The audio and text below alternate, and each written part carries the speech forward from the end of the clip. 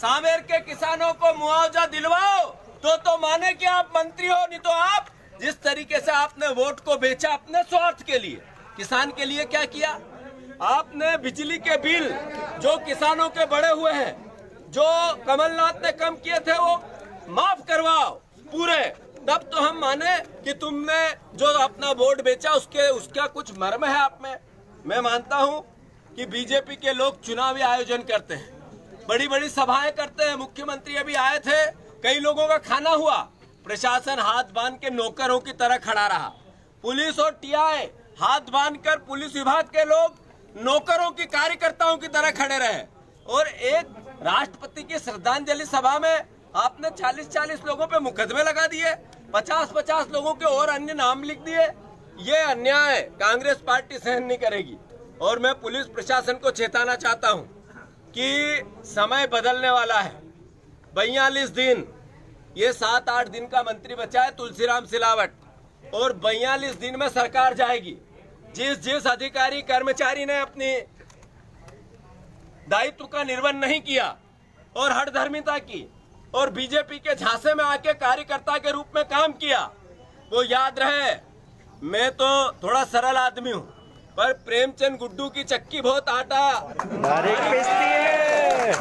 याद रखना, तो आगे से ये गलती ना हो। तीसरी बात जो सबसे महत्वपूर्ण है, मैं आज बात करना चाहता हूँ बीजेपी के कार्यकर्ताओं से और बीजेपी के परिवार के लोगों से। 40 साल तक जिन लोगों ने इसको तुलसीराम सिलावट जी को मदद की, उन पर ये मुकदमे लगा रहे हैं, तो आपको कैसे आपके अपने हो जाएंगे? बीजेपी के कार्यकर्ता, बीजेपी के वोट देने वाले सब हम परिवार के लोग हैं। विचारधारा अपनी हो सकती है, अपनी अपनी हो सकती है, पर एक व्यक्ति, जब मैं ये कांग्रेस में थे और मैं किसी की मदद करता था, बीजेपी के कार्यकर्ता की भी, कहीं दोस्ती यारी में, कोई रिश्तेदारी में, तो ये आपत्ति लेते थे तुलसीराम सिलावट। जब माइक आएगा, भाषण होंगे, तब नाम लेके बताऊंगा कि किस पे ये आपत्तियां ली थी इसने। तो मेरा आपसे अनुरोध है बीजेपी के कार्यकर्ताओं से, ये लड़ाई कांग्रेस बीजेपी की है ही नहीं, ये लड़ाई है लोकतंत्र की। विधायक बिकने लगा, बीजेपी का विधायक बिक जाएगा, जब आपके मन पे क्या बीतेगी? तो जब विधायक बिकेगा तो लोकतंत्र जिंदा कैसे रहेगा और लोग वोट से डरेंगे कैसे? अगर आज तुलसीराम सिलावट को बिकने के बाद वोट मिल सकता है तो फिर सब बिकने लगेंगे। तो ये कांग्रेस बीजेपी की बात नहीं है, ये बात है लोकतंत्र की के सम्मान की और आपके वोट की कीमत की। तो हम सबको मिलकर, सांवेर की जनता, मुझे पता है 20,000 वोट से हराओगी कि नहीं हराओगी? तुलसीराम सिलावट को 20,000 वोटों से घर भेजेंगे नहीं भेजेंगे? ये कोई जीतू पटवारी की बात नहीं है। मैं कई गांव घूम लिए, विशाल पटेल घूम लिए, संजय शुक्ला, प्रेमचंद गुड्डू खुद गए, अंतर सिंह दरबार गए, ये हमारे जिला अध्यक्ष जी, सब परिवार के लोग कार्यकर्ताओं के साथ घूमे। बीजेपी के लोग भी मिलते हैं तो कहता है भैया तुम चिंता मत करो, एक जसोत इन्हें गड़बड़ करी उसोच घर भेजांगा, तो मत। आदरणीय विशाल पटेल जी अपनी बात कहेंगे। एक बात करो, नहीं करो, राकेश आईडी दे, आईडी दे। आज सांवेर में एक बड़ी दुखद घटना अगर देखा जाए तो जो 40 साल पीछे हो जाओ यार, एक बड़ा अंतराल जो 80-80 साल के बुजुर्ग लोग जो थे, जिन्होंने 40 साल कांग्रेस पार्टी को दे दिए, उसी तुलसी सिलावट जी को दिए, उनकी रात दिन मेहनत करी, उनके साथ कंधे से कंधा मिलाकर उनका हर समय साथ दिया। उसी दौरान अगर यूँ देखा जाए, अगर उन्होंने एक पार्टी बदली, दूसरी पार्टी ज्वाइन करी, लेकिन मैं समझता हूँ कि आदमी, जैसे हम गांव में कहते हैं कि आदमी दूसरी शादी करे तो उसको नातरा बोलते हैं कि नातरे चली गई।